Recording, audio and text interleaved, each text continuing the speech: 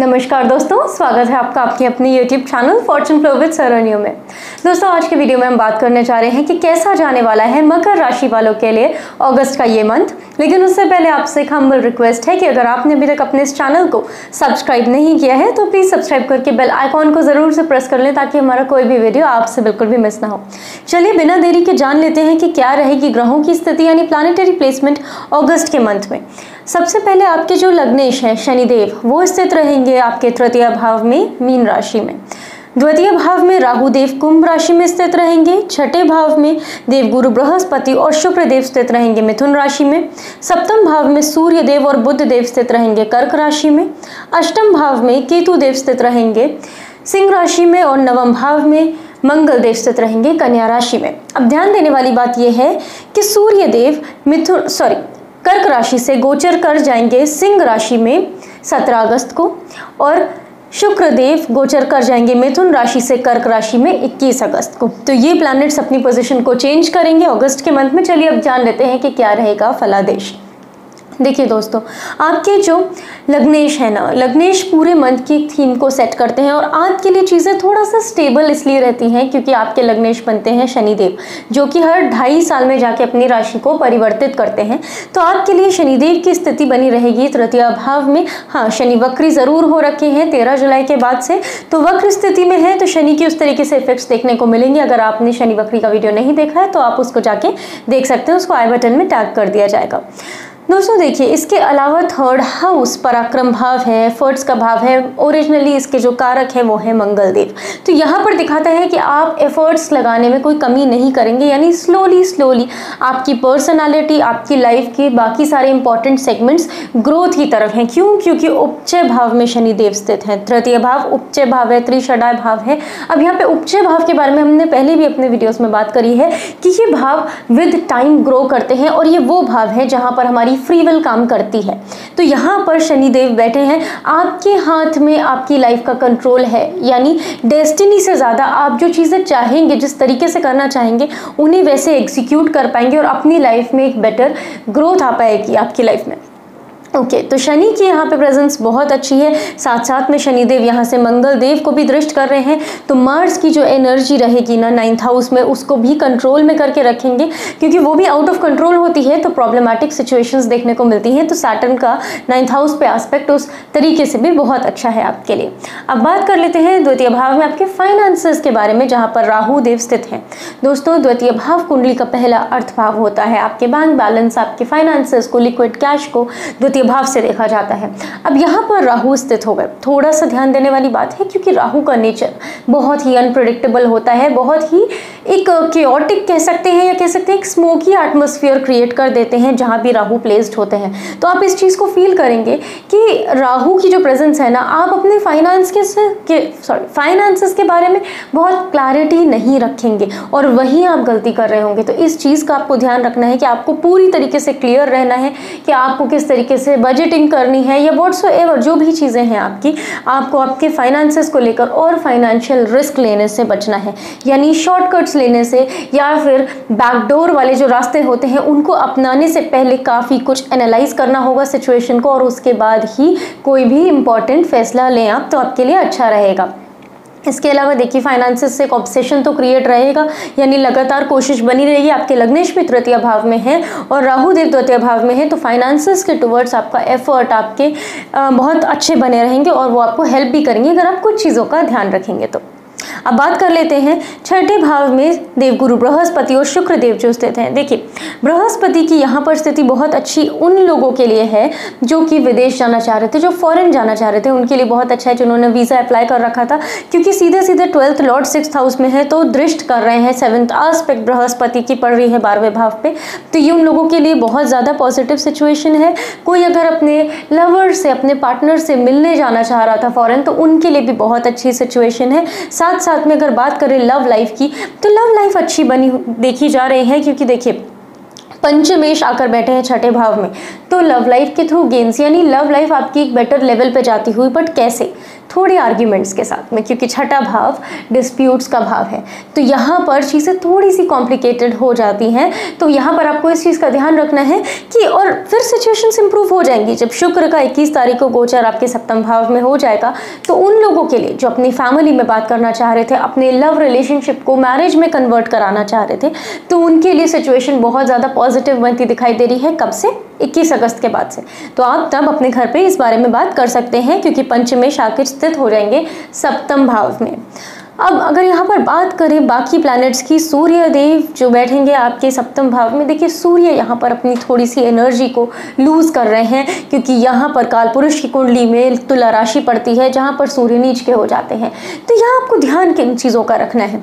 देखिए ध्यान रखना है आपको ईगो प्रॉब्लम्स का, यानी पार्टनर के साथ में आपकी ईगो क्लैशेस हो सकते हैं अननेसेसरी। तो यहाँ पर हम्बल रहने की बहुत ज़्यादा ज़रूरत है, क्योंकि लीब्रा, जहाँ पर तुला राशि में शनि देव जो है ना वो उच्च होते हैं। शनि क्या सिखाते हैं? हमें हम्बल रहना सिखाते हैं। तो अगर आप यहाँ पर सूर्य के अंदर उस क्वालिटी को लेकर आएंगे, तो यहाँ पर सिचुएशन आपके लिए अच्छी भी हो जाएगी और एक बेटर कोऑर्डिनेशन भी बन पाएगा आपके लव लाइफ, यानी आपके पार्टनर के साथ में। इसके अलावा बात करें बुध देव की, बुध देव आपके नवमेश हैं और आपकी कुंडली के षष्ठेश हैं।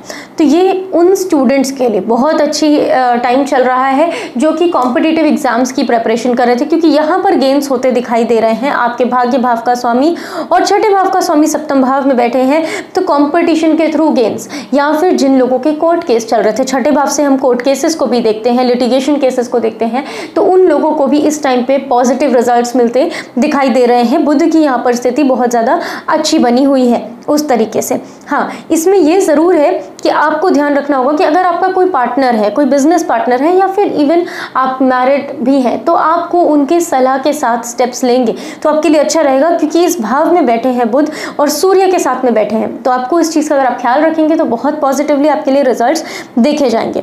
अब बात करें आपके अष्टम भाव में केतु देव स्थित हैं और यहाँ पर ही सूर्य देव का भी गोचर होगा 17 अगस्त को। तो सूर्य और केतु की आपस में नहीं बनती है, दोनों एनिमिकल है नेचर वाइज, बट स्टिल यहाँ पर सूर्य की पोजीशन इसलिए बेटर रहेगी क्योंकि सूर्य अपनी राशि में यानी सिंह राशि में ही गोचर करेंगे। तो एक महीने के लिए सूर्य यहाँ पे बहुत पावरफुल हो जाते हैं।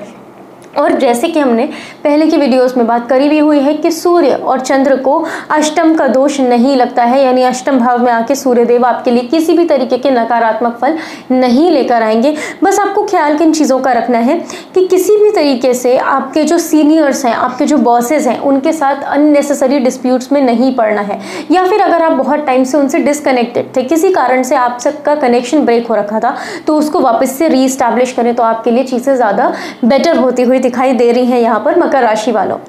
अब चलिए बात कर लेते हैं यहाँ पर जो केतु स्थित है ना अष्टम भाव में, केतु की जो एनर्जी है, जो लोग अकल्ट साइंसेज में है या फिर जो एस्पायर कर रहे थे कि जिनको एस्ट्रोलॉजी सीखनी है या फिर कोई भी डीप साइंसेज, इनफैक्ट रिसर्च को भी हम अष्टम भाव से देखते हैं, तो उसमें आप काफ़ी अच्छा कर पाएंगे क्योंकि केतु उनका कारक है, केतु अकल्ट साइंसेज का कारक है। तो यहाँ पर आप देखेंगे कि आप बहुत ईजिली चीज़ों को लर्न कर पाएंगे, बहुत आसानी से आपके लिए सिचुएशंस बेटर होती जाएंगी।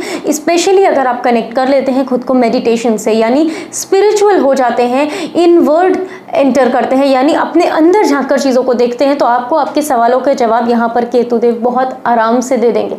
तो इस चीज़ की कोशिश करें कि आप अपने आप को मेडिटेशन या किसी भी स्पिरिचुअल प्रैक्टिस से कनेक्ट कर लें। अब बात करें नवम भाव की, तो नवम भाव में मंगल देव स्थित हैं आपके कन्या राशि में।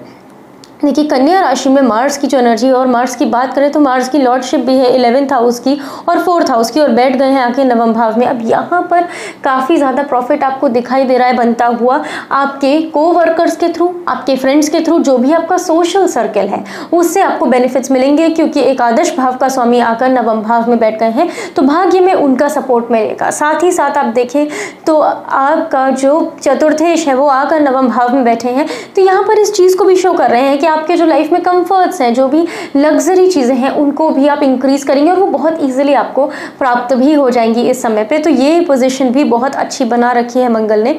बस ध्यान यहाँ पे क्या रखना है, यहाँ पे ख्याल इस चीज़ का रखना है कि आपके पिता के साथ में आर्ग्यूमेंट्स हो सकते हैं, फादर के साथ में आर्ग्यूमेंट, क्योंकि नवम भाव पिता का है और यहाँ पर कन्या राशि पड़ रही है। तो आपको ध्यान क्या रखना है, आपको ख्याल रखना है कि जो भी आप बात करें उनसे, वो पूरा एनालाइज करने के बाद, पूरा डिटेल में जाने के बाद ही कुछ बोलें। अदरवाइज अगर आप इम्पल्सिव वे में एक्ट कर जाएंगे तो यहाँ पे चीज़ें थोड़ा सा बिगड़ सकती हैं आपके लिए। तो ओवरऑल मकर राशि वालों, आपके लिए बहुत अच्छी स्थिति बनी हुई है। और देखा जाए तो जो शुक्र देव है ना, वो भी आपके करियर के लिए, जो लोग प्रमोशन का वेट कर रहे थे उनके लिए प्रमोशन की बहुत अच्छे चांसेस बनेंगे। कब बनेंगे? 21 अगस्त के बाद में, जब शुक्र देव का गोचर हो जाएगा सप्तम भाव में, क्योंकि आपके दशमेश हैं। तो यहाँ पर जो लोग प्रमोशन, जॉब स्विच, इन चीज़ों का ट्राई कर रहे थे, 21 अगस्त के बाद में आप डेफिनेटली अप्लाई कर सकते हैं, उसमें आपको सक्सेस ज़रूर से मिलेगी। तो ये रहा मकर राशि वालों आपके लिए फुल अगस्त का मंथ। अगर आपके लिए बात करें कि उपाय क्या करना है, तो जो लोग, जिनके लिए अभी लास्ट में बात करी कि जो जॉब स्विच करना चाह रहे थे, जो चाह रहे थे कि उनको एक प्रमोशन मिल पाए, जो काम है उसको रिकॉग्निशन मिल पाए, तो उसके लिए आपको ये उपाय करना है कि आपको हर शुक्रवार, जितने शुक्रवार पड़ेंगे अगस्त के मंथ में, आपको उसमें माँ लक्ष्मी और भगवान विष्णु को सफ़ेद खीर, यानी चावल की जो खीर बनती है, उसका भोग लगाना है। चाहे वो आप अपने घर में लगाएं, मंदिर में जाके लगाएं, और लाल रंग के फूल अर्पित करने हैं। तो ये करेंगे तो इससे आपको बहुत ज़्यादा बेटर रिजल्ट्स देखने को मिलेंगे। साथ साथ में देखिए, जो भी आपके लिए सिचुएशंस बन रही है, इसका यूटिलाइजेशन आपके अपने हाथ में है। जैसे कि बात करी, कुछ सेंसिटिव पोजीशंस बनी हुई हैं, राहु देव आपके बैठे हुए हैं द्वितीय भाव में, तो यहाँ पर फाइनेंसेस को लेकर आप कुछ गलत डिसीजन ले सकते हैं, जिसके बारे में शुरुआत में भी बात करी है। और राहु की स्थिति 5 दिसंबर तक बनी रहेगी, तो इस चीज़ का आप ज़्यादा ख्याल रखेंगे तो वो चीज़ अच्छी रहेगी। तो ओवरऑल मकर राशि वालों, आपके लिए ये मंथ काफ़ी अच्छा जाने वाला है। बेस्ट तरीके से इसको यूटिलाइज करें। आई होप कि ये वीडियो आपके लिए हेल्पफुल रहा होगा। अगर ऐसा है तो इसको अपने फ्रेंड्स और फैमिली के साथ ज़रूर से शेयर करें और वीडियो को लाइक कर दें। चैनल को सब्सक्राइब करके बेल आइकॉन को ज़रूर से प्रेस कर लें, ताकि हमारा कोई भी वीडियो आपसे मिस ना हो। मिलते हैं अगले वीडियो में। इस वीडियो में हमारे साथ जुड़ने के लिए बहुत बहुत धन्यवाद। राधे राधे।